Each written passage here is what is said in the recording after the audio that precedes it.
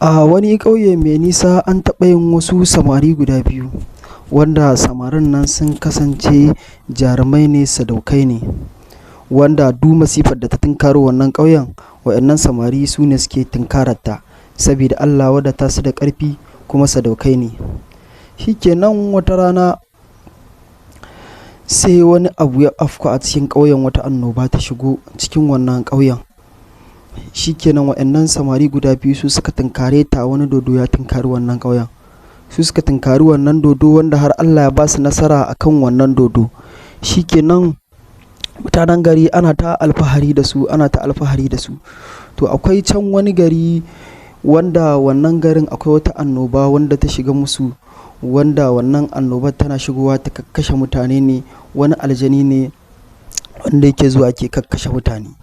Shikenan wata rana ɗaya sai wannan ƙauye suka haɗu, suka rubuta leta suka turo a wannan ɗaya garin wanda waɗannan sadaukai guda biyun suke. Shine wannan sarkin garin ya ce duk wanda ya zo shi ya tunkari wannan annoban garin nawa kuma ya ci nasara a wannan garin, to ina da wasu 'yan mata guda biyu wanda zan bashi su, wanda waɗannan 'yan mata sun kasance su ma guda biyu ne, kyawawa ne wanda babu kamar su ma a nahiyan gurin, wanda yaran sun ɗaga tuta a duniya a wajen kyau. Shikenan waɗannan gwaraza guda biyu sarki ya kira su, yake faɗa musu akan gashi akan akwai wani aljani wanda ya shiga garin makocinmu, wanda muke so ku je ku tunkarar mana shi, wanda idan har kun ci nasara akwai 'ya'yansa guda biyu da a baku su, kuma za a baku rabin gari. To waɗannan matasa guda biyu suka ce a sarki su dai ba za su yanke hukunci ba, dole sai sun zauna sun yi shawari da junansu sabida gudun matsala.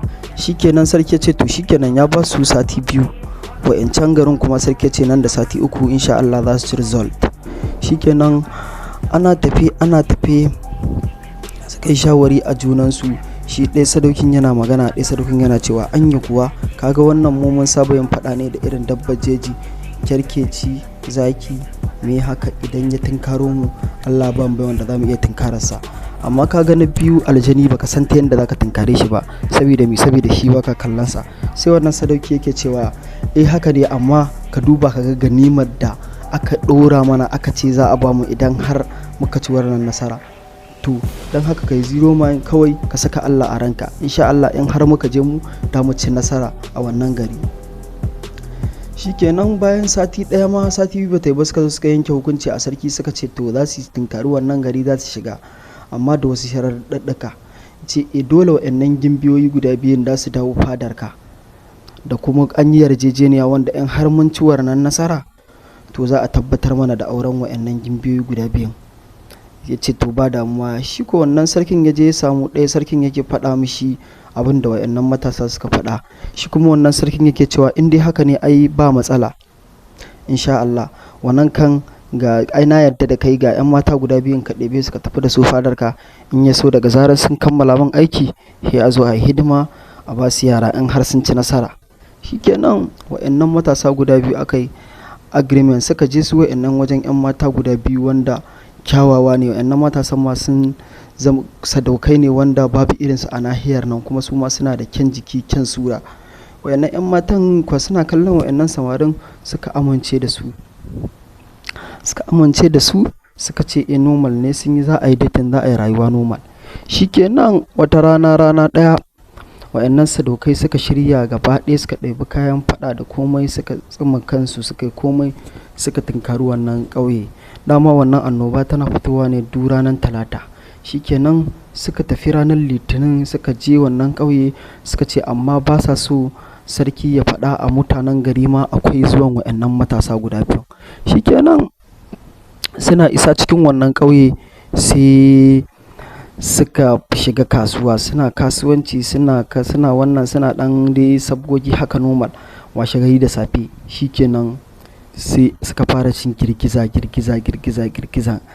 kasa mutane. To kuma an san waɗannan dodon ne zai bayyana, mutane kowa yana gudu ya shige shagonsa, wani yana shiga shago ya rufe, wani yana gudu a ɗaki, wani ana ɓuya. Sai waɗannan matasa guda biyun ne sai yake cewa abokin sa to fa ka shirya, saboda yanzu za mu fara aiki. Shikenan wannan dodo kawai ya bayyana ya kalli kowa ya gudu saura wasu matasa guda biyu. Sai wannan dodo ya daga kai yayi dariya ya ce dama na san za a yi haka, saboda na san dole dama wata ran za a samu wasu masu tunkara na, to insha Allah yau kwanan ku ya ƙare. Shikenan sai suka ce kai to har kai kana da bakin da zaka kira Allah, kai da kake da cutar mutane, za ka ga yadda za mu yi ɗaɗɗe da kai. Wanda wannan dodon ya fi girman tirela guda biyu a gabansu, su kuma ga su nan daidai matasa. Shikenan ɗayan ya ce to ya zara takwabi, ya ce zara takwabi, suka zara takwabi kawai suka yi shahada, suka nufi kan dodon nan da ya make ɗaya ya cilla shi can ya suma saura guda ɗaya. Wannan guda ɗayan ya tunkari kan dodon nan yana kai masa duka, yana tsallakewa, yana kai masa duka, yana tsallakewa har ya je samu ruwa watsa ɗayan yana tashi ya yi tsalle ya hau kan bayan dodon nan. Ɗayan ya ɗauki hankali a dodon, suna faɗa, ɗaya ya hau kan bayan dodon ya samu daidai wuyansa ya sauka masa wannan mashi. Dodo ya yago shi, dodo sai ya gudu. To a rana ta farko dodo ya gudu. Shikenan wannan matasa mutane aka fara ihu, ana ɗaga su ana cewa ana ɗaga su ana cewa Allah ya kawo mana ceto kaza. Shikenan wannan dodo ashe shiri ya je ya ƙara shiri saboda tankaran waɗannan matasa guda biyu. Shikenan ana ta mu'amala, ana ɗaukaka su, ana ta mu'amala a wannan gari. Sai waɗannan matasa guda biyun su ma suka ƙara shiri. Sai dodon nan ya sake fitowa a jannar, sati ya zagayo ya sake fitowa. Dodon nan sun yi artabu da shi sosai, yake ce musu ni ne za ku tunkara, to yau kwanan ku ya ƙare. Suka ce ko kai mu ce maka kwanan ka ya ƙare ba. Faɗa suka fara faɗa saboda sakamakon kowa ya je ya shirya. Shi dodo ya shirya, su ma kuma sun shirya. Faɗa ake yi, ana faɗa, ƙura kawai kake ganin ya tashi, sun hargitsa gun da wannan dodo. Shikenan can an bura ba da wannan talafa da ƙura tarafa, sai a ga dodo ya yanki jiki ya faɗi. Wayannan matasa sun ci nasara akan wayannan dodanni. Shikenan wayannan matasa da suka ci nasara akan wayannan dodanni ana ta murna. Sarki ya ce to shikenan tunda kun ci nasara akan wayannan dodanni, to ai akwai aikin da nake so kuma baya da wannan. Su kuma suka ce a ba wani aiki da suke za su masa, saboda ga sharaɗin da aka yi da wannan da kai. Ya ce aikin ba komai bane, shine wayannan yara da kuke gani guda biyu sun kasance wasu yara ne wanda akwai wani abu da ke damunsu, wanda in har dare yayi ba sa samun sukuni, wanda har za ku iya mu'amalan aure da su. Shikenan suka ce menene, aka ce gashi ashe wani sihiri aka yi a wayannan yara guda biyu, wanda wayannan sihirin yana can wani gari mai nisa ne, an je an tona wannan sihirin kun da yaran nan su zauna lafiya. Wayannan matasa suka ɗaura niyan da su magani a wayannan yara guda biyu. Suka shirya su biyu suka tafi wannan ƙauye, suka nufi wannan daji, suka je suka tunkarar da wayannan irin dodunan wanda sun fi su masu ne suke gadin wannan asiri da aka yi a wayannan yara guda biyu. To mu haɗu da ku a kashi na gaba insha Allah. Wanda bai mana subscribing ba, Allah dan ne daure mana subscribing, kane danna alama ƙararrawa, shine daga zarar mun ɗora abu za mu sake muku, ku ne za ku fara kalla.